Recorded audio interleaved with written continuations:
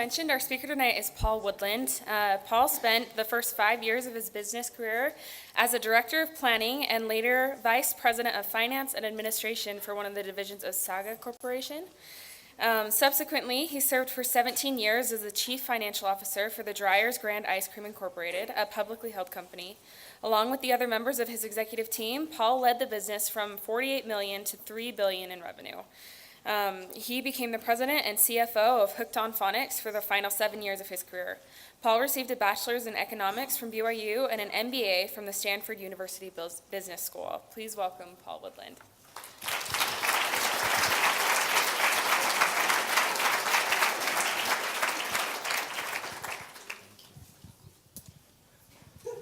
I didn't hear any boos when they said BYU, so I guess it's okay if I'm here. Is that okay?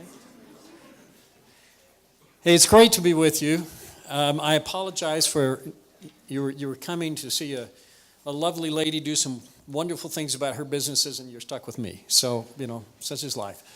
And I'd like to first start off, if I can, to find out if any of you ever eat ice cream. Oh, I love ice cream. That's very good over here. And you are serving ice dryers after this, right? That's right. Okay. So who thinks they are a true aficionado of ice cream? Ooh, we've got one right here. Nobody else? You're it? Oh, one over here. Okay. So what kind of ice cream is your favorite? So I like vanilla ice cream, but Oh. I have to take chocolate sauce and caramel with a little bit of milk in it. And just ruin it, but okay, that's all right. All right. Now, see, who was it? Somebody over here.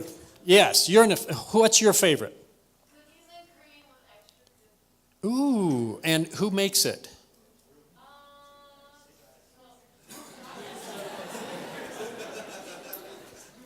I sold my shares. That's okay.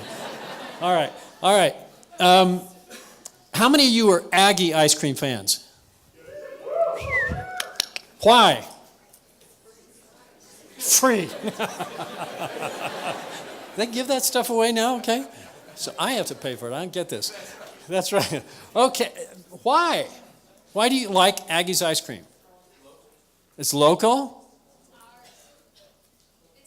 It's ours. We're proud of this. Any other reason?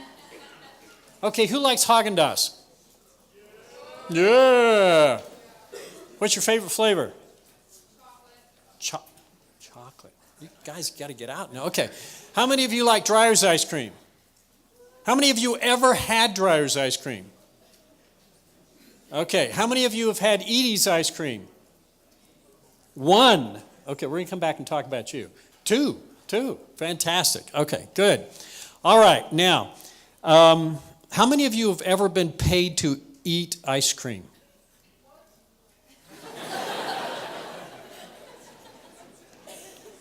Nobody? You've been paid. Ooh, that's very good. 5 minutes before we have to close, just tell me you need to hear about the $1 million tongue, okay? And I'll make sure we get that. All right, how many of you are engineers? Oh, good. Okay, I'm going to teach you something of a way you can actually maybe make a lot of money in your life and do something if you'd like.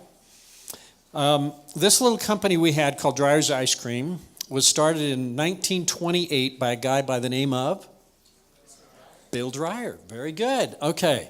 Now, Bill Dreyer took this little company it was in Oakland, California, in the Bay Area, built it up, had a couple ice cream stores, and it was moving pretty well, and he was going along, and he got to a point where he had this little factory in Oakland, California. Have any of you ever been to Oakland?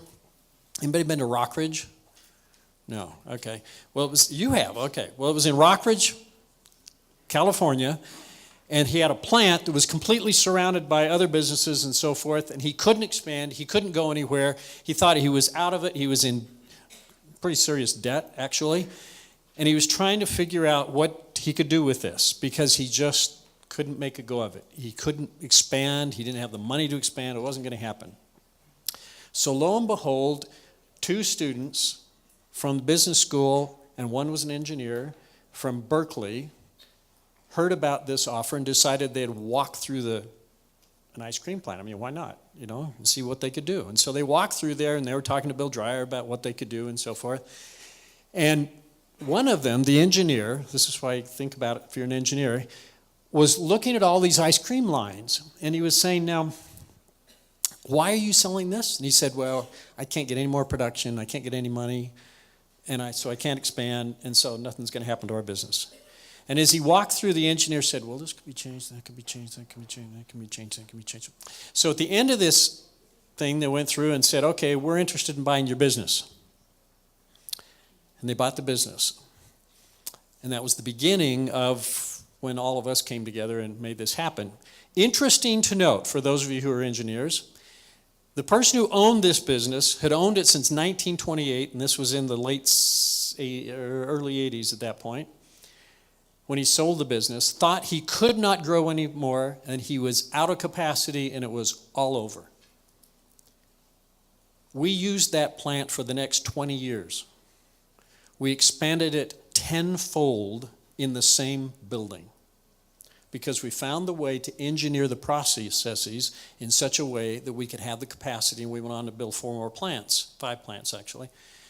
So when you think you're out of resources, think again, because you may not be. Now let's talk a little bit about some fun things that we did. I was working at a food company, a restaurant company, and I was recruited to come as the CFO of Dreyer's Ice Cream. I, at the time, was 31 years old, I guess. And everybody in this whole team, this executive team, was between the ages of 38 and 31, except for one. And he was 55, and he was in charge of all the production. He was kind of a, what shall I say? He didn't smile a lot, I'll put it that way. And he was kind of a gruff guy, and we arrived, and we all started going and making this happen. And we had a publication that we had created. These are called the Dreyer's Grooves. This is what we believed in. This is the culture. And I'm going to spend a bunch of time talking to you a little bit about culture today and how this is the heart of Dreyer's Grand Ice Cream that we created. And one of the things it has in here is it talks about ownership, that you have to own something. Whatever you do, find something that you're really great at and own it. And we insisted upon everybody owning something in their jobs. And we told everybody that it was their job to make sure that our company did the right things at all times. And we empowered the ice cream makers that if they saw something that was wrong, that they could shut down the whole line. Now, it was horribly expensive to do that. But if they saw something was wrong, they were supposed to shut it down. If they were a route salesman delivering the ice cream, and they saw something, an ice cream that was wrong, they were supposed to throw it away and just keep track of it as they did that. So about maybe I've been there about a month or something like that. This old guy who comes in, he's 55, I'm 60 plus, so I'm really old. So at that point, he came in, and he came into my office, and he said, Paul, I need you in the parking lot right now. I said, John, I'm doing the month-end books. I haven't got time to go down to the parking lot. He said, yes, you will, and you'll get down there right now. And he went down the whole executive office and said, everybody, get down there right now. And so we all walk into this, and this is California, right? And it happens to be in August. Anybody know what California is like in August if you're in Northern California? Really hot, right? And it's 80 degrees, something like that. And I see every single plant person in the entire company standing in this parking lot. I see on a bunch of pallets over here 10,000 gallons of ice cream. Have any of you ever seen 10,000 gallons of ice cream piled up anywhere? Now, when I look at 10,000 gallons of ice cream sitting on a pallet when it's 82 degrees, what do I think? I'm the finance guy. What do I think? I said, we're in big trouble. Money is going down the drain here. Yes, right. You're absolutely right. So, our production guy comes over and he grabs this half gallon of ice cream and he hands it to me and he says, throw it in the bin. Dumpster he's talking about. I said, John, I can't throw a perfectly good package of ice cream in the dumpster. He said, throw it. I said, okay. So I chuck it. And then he went to the president of the company. He said, you throw in one. And he threw one in. And then the next guy, and the next guy. And my heart's just dying when I thought about the money we were just throwing away at that point. And he said, now, do you know why we're out here in this parking lot? Everybody sort of, no, I don't know why we're out here. The plant's shut down. He said, last night, 2 o'clock in the morning, when we were making this ice cream, someone accidentally put in a little bit of flavoring of cinnamon, and this ice cream isn't supposed to have any cinnamon. Which of you shut down the line? Of course, everybody, didn't do anything. And he said, well, it's wrong, because we don't put ice cream out that isn't exactly as it's supposed to be. And then he proceeded to have every single ice cream maker throw away ice cream. 10,000 gallons in the dumpster. Now, somebody tell me what you think that did to this company. What do you think? That one little experience, yeah. It put a dent in the finances, yes. That hurt that month, I can tell you that. I think it showed the people how important the product was. Okay. What would that say to you if you'd been on that line that night? Probably that what I was doing was important, that I needed to do my best to make sure that the product was really good. Yeah. What do you think it did to the ownership of those ice cream makers? Yeah? They were disappointed in themselves, but it said to them, this company's serious, right? This company is serious about making the best product it possibly can. We told that story probably, 10,000 times, thousands of times in all the plants, because we wanted everybody to understand it. One thing I would urge you to write down and think about as you create your company. Cultures are made from stories. Writing them down in a book like this does zippo. Doesn't get you anything. But if it actually is something that you live through and you tell a story over and over and over and over again, people understand it and they get it. Now, let me tell you another experience for a second. As soon as I went to work for Dryers, I'd been there a week. I was pretty young. We had a 5-year-old son and a almost 1-year-old daughter. Saturday came, and we lived in Danville, California at the time. And, I was out mowing the lawn and all this, and up drives this Dryers truck, this Dryers delivery truck. And a really nice guy, and he get us in, and he came in, and he said, I'd like to see your freezer. I said, you want to see my freezer? So he says, yeah. So my wife took him into the kitchen, and opened up the top of the refrigerator, and he said, no, this is pathetic. This will not do. So do you have any other freezers in the house? And I said, well, we have this old chest freezer over in the garage. And he said, great, let me go see it. So we opened up. He said, well, empty it out. Get rid of all this stuff.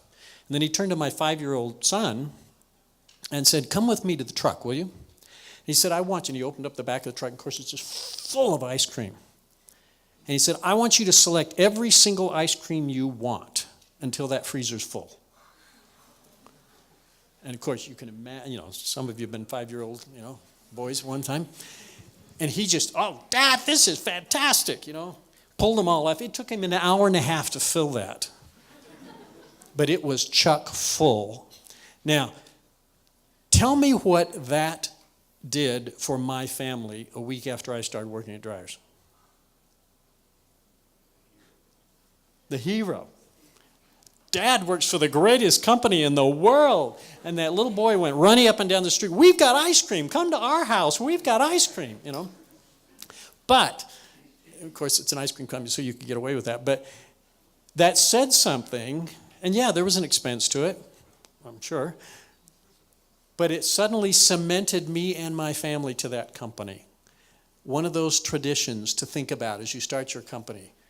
What are those things that will allow your people to be cemented to what you do? Okay, now, let me talk about a couple other experiences. Has anybody in here been a route salesman for a frozen food company or anything like that? Anybody done that? Okay.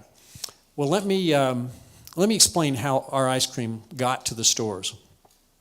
Have you ever seen a Dryers or truck or somebody like that, or Fars or somebody that's going along out there, the frozen little truck and goes to all the stores, blah, blah, blah, blah, blah. Okay, we always delivered our ice cream to the grocery store ourselves. We did not send it to their warehouse. We would take it in ourselves. Our route salesmen were responsible for that ice cream all the way in until they put it in that cabinet. And that was very important to us because we wanted to make sure that the quality of the ice cream was just fabulous, okay? That if you ever got Dryers ice cream, it had to be perfect, okay? And we were a little company. We were $48 million at that point. We were trying to, we were in the Bay Area. We were trying to make life go. And we thought this would be kind of fun. And we decided to go down into Los Angeles, big city of Los Angeles, right? And we decided the best way to get down there was to buy our distributor, which we just bought this distributor. And the buyer at Vons, does anybody know Southern California? Anybody been in a Vons store? Okay, how big are they? Pretty good size? Yeah, 40% of the Los Angeles market at that time. Very big market, okay? So the buyer called up our VP of sales, talked to my partner, and he said, we have decided that we do not want you to bring your ice cream in our stores yourself.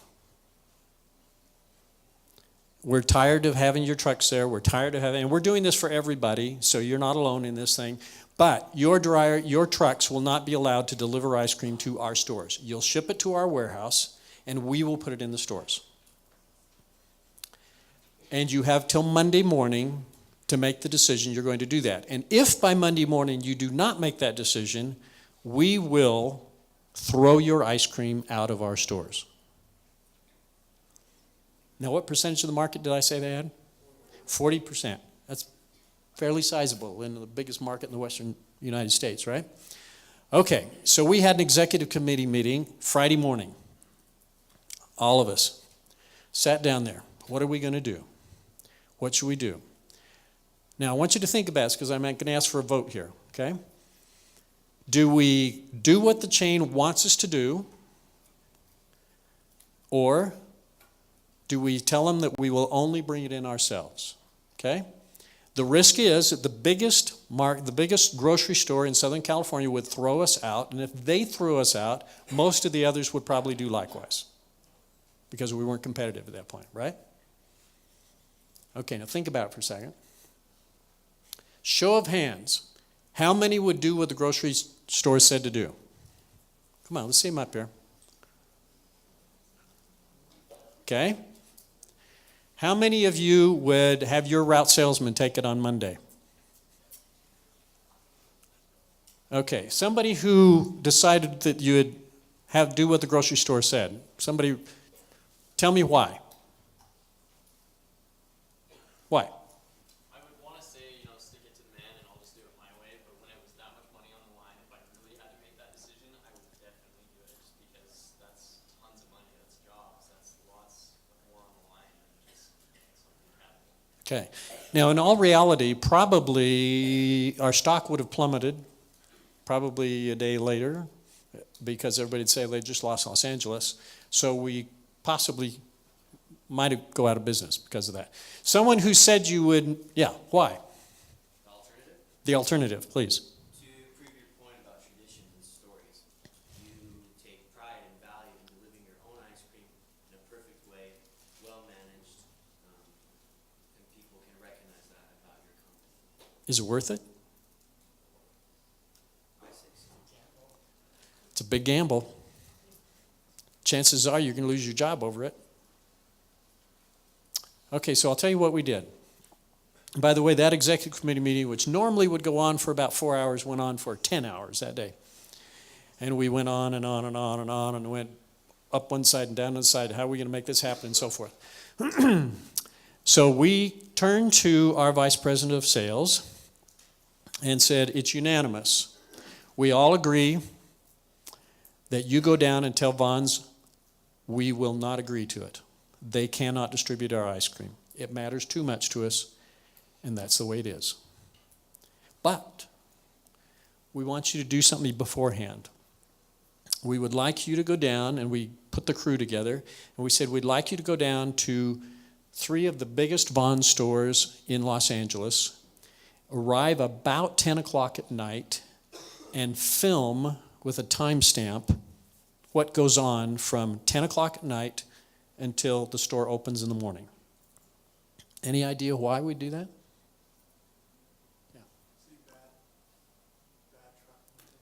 See bad distributor type stuff, okay?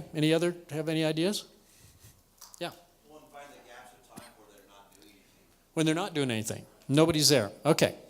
So we took this film, time stamped it and everything. Here's what happens, by the way, in most grocery stores. And I'm biasing you. I would urge you not to buy, I'm going to get in trouble here. I would urge you not to buy an ice cream from a store manufacturer, because this is what happens to it. So, about 10 o'clock at night, all of the ice cream comes out of their warehouse being in the store, okay? The freezer in back. And they line it up down the aisle, where all the doors are, or the cabinets and so forth. They line it up down the line, and then they start at the closest one and, get the ice cream out and move it around, blah, blah, and then they go to the next one, next one, next one, okay? Now, how long do you think that might take? Say it loud. Couple hours? Okay. It can take between 2 and 4 hours to do that. Has anybody ever taken ice cream and put it on your counter for 4 hours or 3 hours? What happens? Then what happens when you refreeze it? Yeah, ice crystals, it's terrible. It's terrible. It's horrible. Okay, so we filmed this, okay? And we found out that as in all these stores, in these Vons stores, we had at least 3 hours of the ice creams all sitting in the aisle, okay? So our vice president of sales goes in and he meets down, and he's got the president of Vons. He's got all the production guys.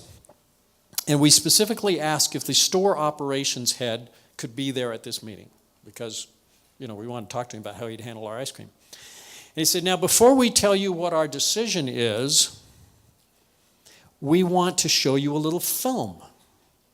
And the president of Vons said, baloney, tell us, what's your decision?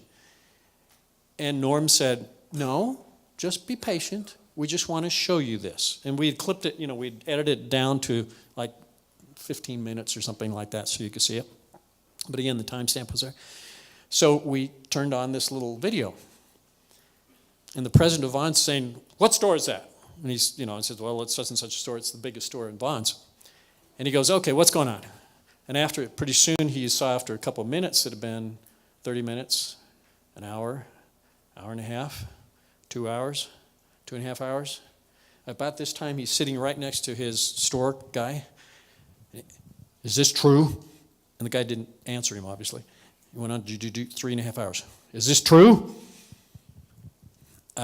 Well, we have to have time to stock our shelves and so forth. And at that point, Norm said, well, I want you to know that we are not going to allow you to handle our ice cream because you don't know how to handle ice cream, period. And the store guy just went nuts and said, we know how to handle ice cream. He says, well, that's 3.5 hours. We will not allow our ice cream to be out there for 3.5 hours. If you want to throw us out, throw us out. And we'll be more than happy to tell the public and all of Los Angeles that it takes 3.5 hours for them to stock your stores. And the president looked at his operating guy, and he looked over at Norm and he said, well, Norm, your ice cream will stay in our stores. You come with me. And they went out. And it stayed that way forever and ever in Los Angeles. But now, it was a principle, just as you said. We knew what it took to have ice cream. Our ice cream would go from the freezer where it was 30 degrees below zero to the truck that was, to a warehouse that was 20 degrees below zero to a truck that was 15 to 20 below. And it would take, but within 15 minutes, we would have everything stocked in the store. And that's why we did it. Okay? Now, but that was a very risky decision that we had to make. Sometimes you will have in your businesses those tough decisions to make. Have any of you heard of Kraft Foods by any chance? Is anybody, do they have an ice cream company? They should. Anybody know what their ice cream company is?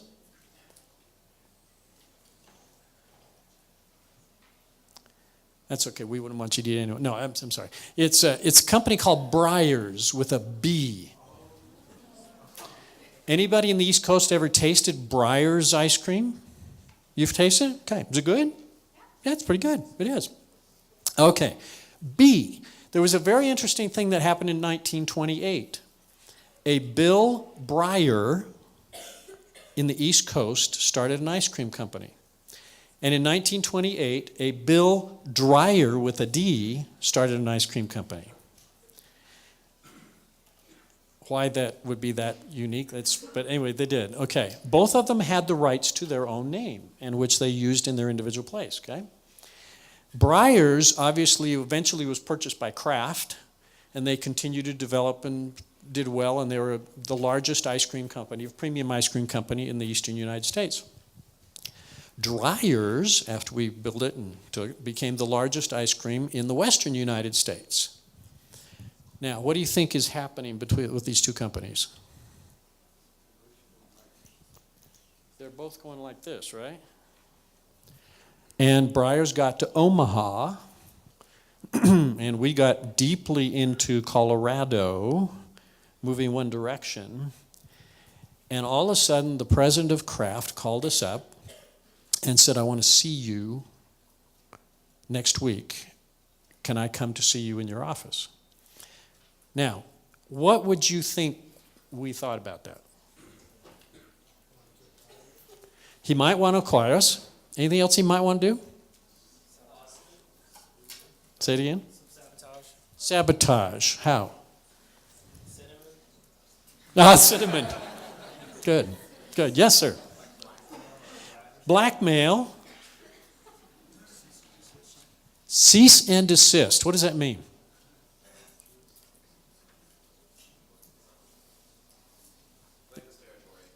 Okay. Now, who was the bigger company? Kraft. Guaranteed, okay? Much bigger than we were, okay? So he's coming out to see us. We knew that it was one of two things, probably. Either he wants to buy us, so we thought, do we want to do this or not? Or does he want to tell us, stop? And we weren't about to let him tell us to stop, right? So he came, it was number 2, by the way. He came and said, look, we're Kraft. And usually when you have those meetings, it's kind of like this. We're Kraft and you're Dreyers. You know, and it's kind of done that way, kind of remember who we are. And so he came out and said, we want you to cease and desist using Dreyers. Pick up another name, we don't care what it is, but you must stop using the name. And our CEO said, well, you of course would have to sue us to do that because we own the rights to our name. You own the rights to your name. And there's a real question as to who ought to be using that name nationally. But you might sue us, and you might win. But we want you to know, and he reached down and pulled out, we'd had 1,000 of these cartons made. And he said, we would use this. If you did win in court, this is what we would say. Kraft Foods, and you could read it right on the side of the package. Kraft Foods, makers of such fine quality foods as Velveeta cheese and Cheese Whiz, has forced us to change the name that we've used since 1928.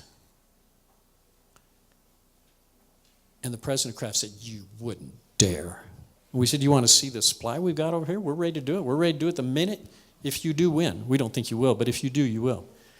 He said, you wouldn't dare. It's fact, isn't it? Don't you make Velveeta cheese and don't you make Cheese Whiz? He says, yes, and aren't those just really great? No, we won't go that far. Okay. So we said, yes, we're going to do that, and we're ready, and we'll put them on the line, and we'll have them out. And he said a few words that I won't repeat here, and went through a little bit. So he said, so what's your proposal? We said, it's easy. We keep Dreyers, you keep Breyers. You can come to the east or the west if you want, because we think we'll beat you up anyway. And we'll use a different name because our co-founder was Joe Eady. And so we said East will use Joe Eady's name and West will use Bill Dreyer's name. He said, I suppose you want us to sign something on that. We said, yep. He said, okay, settled. We'll do that. And that's what we ended up doing. So that's why some of you, if you've ever tasted our ice cream in the East, you've seen it as Eady's rather than Dreyer's, because we did that to make that work. Let me, we're running out of time, but let me do a couple others here that might be interesting to you.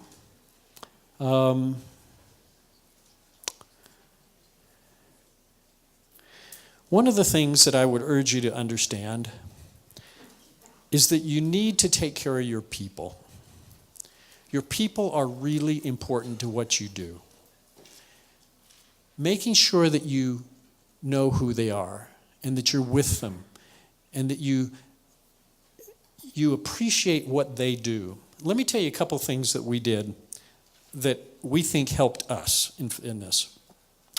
Every one of the executives every year would go and ride routes with the route salesman. We would deliver ice cream. Now that seems not a big deal, unless you're in Logan, Utah, and it's -5 and you're delivering ice cream. But it allowed us to have an entire day with a route salesman and pick his brain. What's important? What's really happening? Why is this a very important thing to you? And if you do that, they begin to understand that that culture you have is really something that's important. Every year we would go down and we would walk the line several times and we would be with those people who were working and making the ice cream. And they weren't just, you notice that I called them ice cream makers because that's what we called them, because they were ice cream makers. They were the ones who made this all happen. Our route salesmen weren't truck drivers. They were route salesmen because that was important to us and to them. I urge you to understand that. I urge you to never get in the point. I don't care if you're, running a $1 billion company. You need to be with your people. Every single Christmas, we would have in San Francisco, we would have all of our ice cream makers and all of our route salesmen and their families and so forth and their wives and their husbands would come to a gala event. It was a black tie event that we would have, and everybody get all gussied up, and it was really fun. And we would have this dance and this whole time that everybody could come, and we would just welcome them because we wanted them to be close to us, and they were important to us. Now, on the 20th anniversary of our ownership of the company, the CEO had an idea. And he called us into the executive committee meeting. He says, I think we need to celebrate 20 years. And we said, that's great. Let's celebrate 20 years. How are you going to do it? He said, we're going to fly people in from all over the country, and we're going to have a party like you would not believe. Now, I'm the financial guy, right? And so we're going along, and I said, well, Gary, what do you think you want to spend on this thing? And he said, I'm thinking about $2 million. And I said, I don't think I heard you right. And he said, no, let's spend $2 million. I mean, this is our 20th anniversary. Let's spend $2 million and make this really cool. I said, Gary, really? I mean, couldn't we do something really nice for like $200,000? We have to do $2 million? He said, no, because I got this thought. I think what we ought to do is let the management and let the people select in every place across the country and fly in 3 people. We'll charter planes. We'll fly them in from all over the United States into the Oakland Coliseum. And we're going to have a party all night long. And then we're going to send them all home the next morning. I said, are you serious? He said, yes, I think we ought to do that. Let's have them. And the ones around here, we'll have them all there. But the ones that we have to bring in from Washington, D.C. and Florida and North Carolina and blah, blah, blah, we'll have 4 represent them and come in. And so we booked all these planes to fly all of these people in. We had indoor fireworks. We had, it was unbelievable. It was a night like you would not believe. That was just exploding everywhere and enjoying this whole thing. And we just spent the whole night, going back and forth with people. And it was interesting because, as I was telling you, people talk about these things. From that day to the day we finally sold the company, everybody would talk about, you remember when we flew to Oakland and the company spent $2 $2 million celebrating what we did. It was important to them. And they knew that they were important to us. Remember that. Now, let's take a moment, if we could, and answer any questions you have. Is there anything you would like to know? The $1 million taste buds. Okay, let me tell you about this. This is kind of a fun story. We were, as any good ice cream company does, you taste your ice cream all the time, right? And we constantly go in and we taste what the product was like, because you got to do that and know that it's right and so forth. And we had this guy who developed flavors for us, and he was just amazing. His name was John Harrison. And John was just phenomenal. He would come in, and if there was anything, we said, but there's this taste that just doesn't seem right. He'd say, this is why, blah, blah, blah, blah, blah, blah, blah. And we said, yeah, that's true, correct. Okay, that's good. And finally we said, this guy is just phenomenal. And so we started playing a game with him, where we would go pull various ice creams from the rest of the United States, and we'd put them on a table blind, and we'd say, now, John, I bet you can't guess what the third one is. And he'd taste it, and he'd say, this is Breyers. And then he'd taste this, and this is T&W out of New York. And we said, this is incredible. And so we had a show call us up, one of those like Today shows, and they said, do you have anybody that's really good at picking ice creams out? And we said, yeah, we really do. And they said, we're going to have fun. So this was before we had this last election, so people actually wanted to have fun. So we sent this out, and we had fun, and he had all this ice cream down there, and he picked every single one of them right, all of them blind. We said, this is incredible. So we said, John, we want you to go on another show. So we put him on some other show. I can't remember what it was. And he would taste them, and he got them all right. And so we all got together in the next meeting, and we said, we're going to insure his taste buds. And we called up this insurance company and said, we want to insure his taste buds. Can you do that? And they said, yeah, why not? Yeah, we can insure his taste buds. And we said, but we want to make something that's kind of, makes a statement. And so it's what? You want a $20,000 policy or what? And he said, no, we're thinking about $1 million. And the guy said, yeah, I can write that policy. We can do this. So we insured his taste buds for $1 million. Now, obviously, this was for PR reasons, right? So we got him on every single major show all across the United States. We did this last time I had heard he'd done it for 3 years. Kind of went to his head a little bit. He insisted on flying first class and, kind of went a little bit too far. But anyway, but he would get on there and they'd say, are you really insured for $1 million for your taste buds? And he'd say, yes, I am. And we actually gave him a certificate, from the insurance company so he could prove it. And then they would say, okay, and they would find the most obscure ice cream anywhere in the world they could find, and he would pick it out. He never missed one. Isn't that incredible? So that's why. That's the $1 million taste buds. Okay, any other questions? Any questions? Yes, ma'am, sir.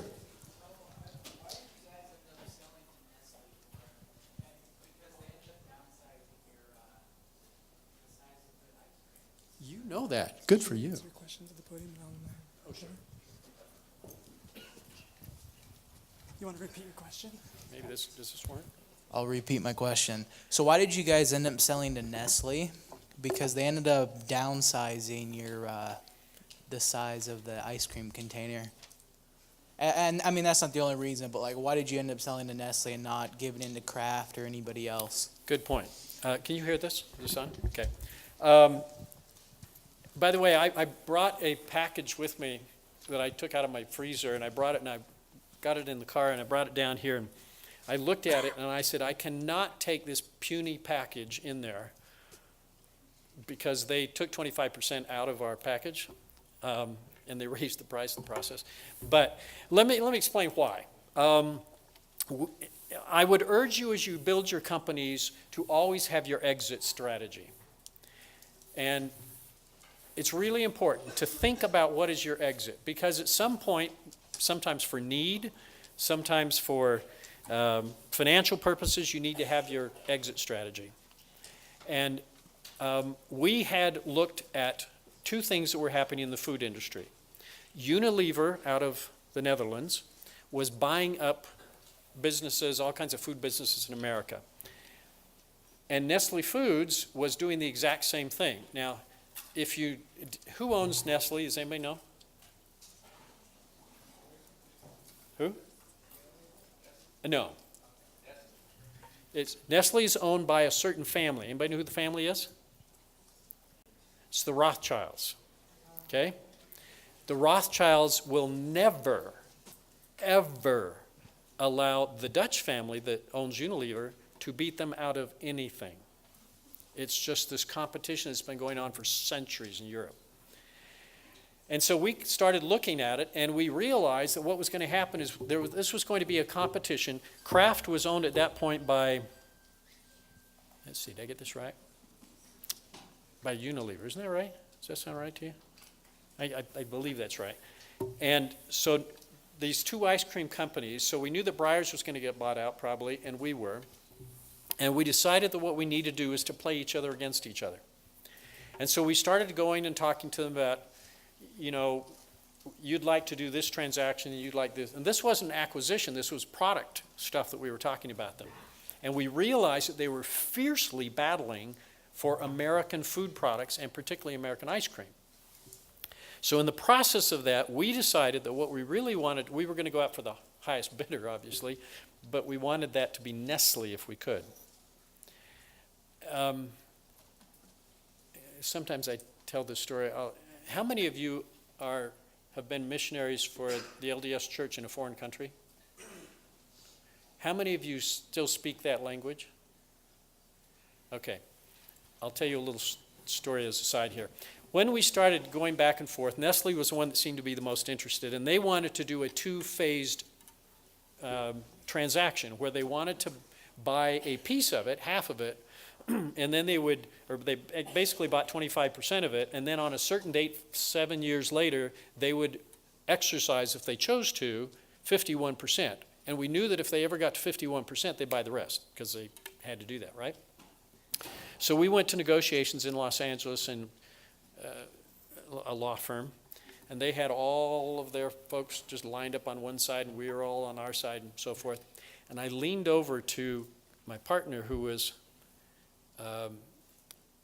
the chairman of the company, and I said to him, now, particularly at break times, I want everybody to be quiet, or we will leave the room.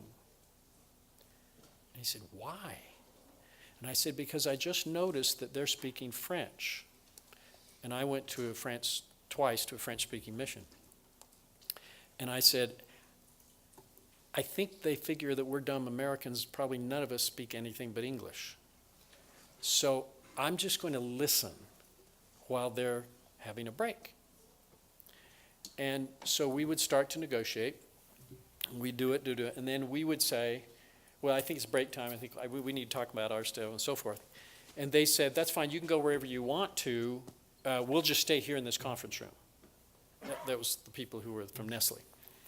And so they would, and I would just say, look, let's make ours really short and get back in there. And I realized after the second break that they thought they were absolutely free to discuss anything about it so long as they did it in French. And I would just take notes. And so I took notes, and I took notes, and I took notes. And then just before we got to, these things go on all day long. And just before we got to the end, I said, I need to talk to our team. So I went out and I said, okay, guys, this is the price that they want. This is the price that they're going to offer. This is the price we know we can get it to them. And this is what they're most afraid of. So that's what we're really going to press to do this thing. And so we went back in, and they gave us naturally a low bid down here, and we went to above their highest, and we worked down to their price. And then naturally our chairman said, that's it. It's that price or nothing. Looked across the table and out comes this bid that's the exact one I knew was their top. And so we said, okay, that's good. Shook hands, walked off. It was done. And it was really fun. It was really fun. And as we walked off, kind of the last thing, and I shouldn't have done this. I apologize now for doing so, but But so I shook the hand of their chairman who was there, and I said, "C'était vraiment bien d'être avec vous aujourd'hui. Et vous parlez bien le français." And his face the blood just streamed out of him. And then as I went, I says, not all Americans are dumb. We can speak English and French, German, other things. So anyway, you may have that choice sometime to do it. Okay.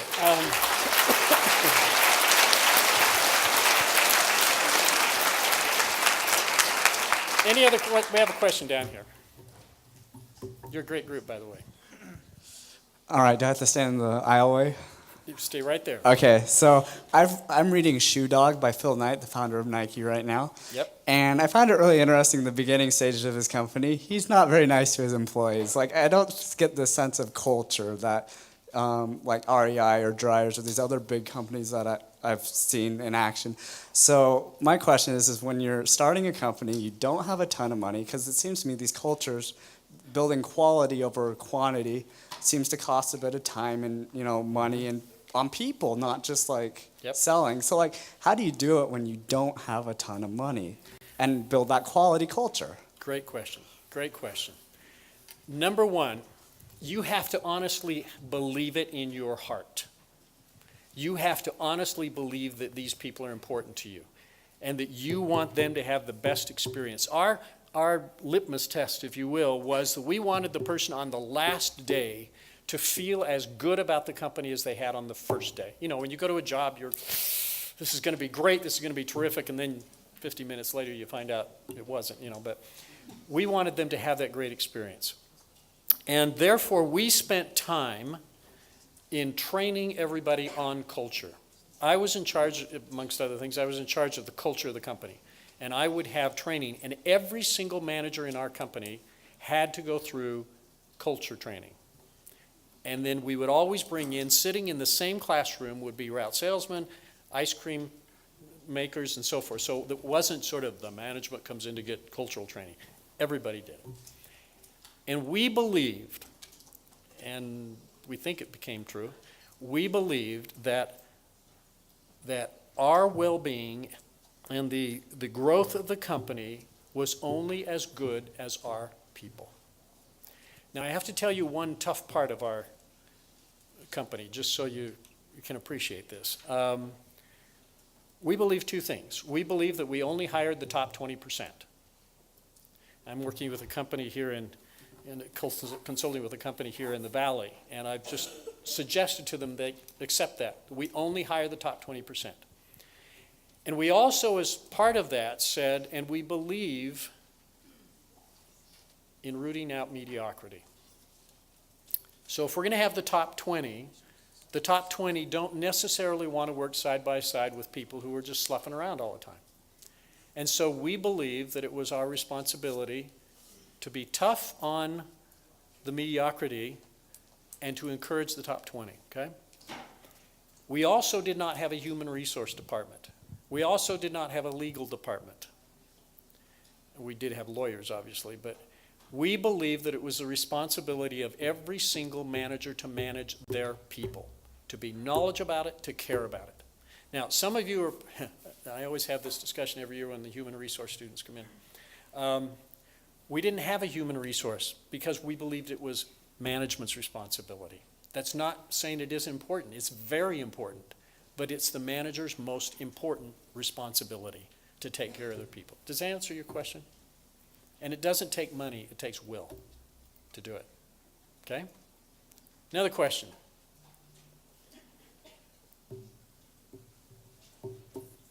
Any others? Yes, sir. Your favorite kind of ice cream? What kind? My favorite is Dryer's peppermint stick ice cream that only comes out at Christmas. My only regret is they changed the formula on me. But anyway, other than that, that's what it is, okay? Let me tell you one more. Can I take that back? I'll tell you one more and then we'll conclude.